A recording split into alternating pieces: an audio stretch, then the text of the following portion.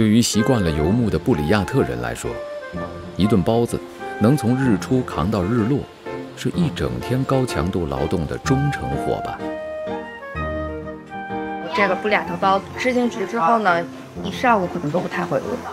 也是扎根在草原人基因里的饮食习惯。这是我们布里亚特蒙古族特色嘛。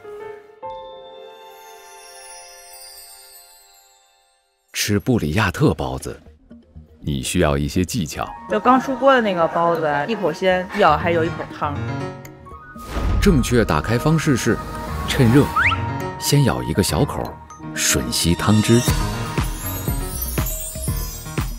再大口享用。面皮柔韧劲道，内里细嫩多汁。用的料好，对，然后用的食材，我们还是比较注意这个肉。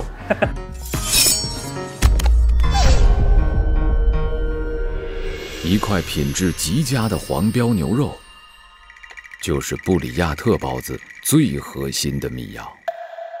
5、6岁左右的牛的后腿肉，太老了的话，肉可能会硬。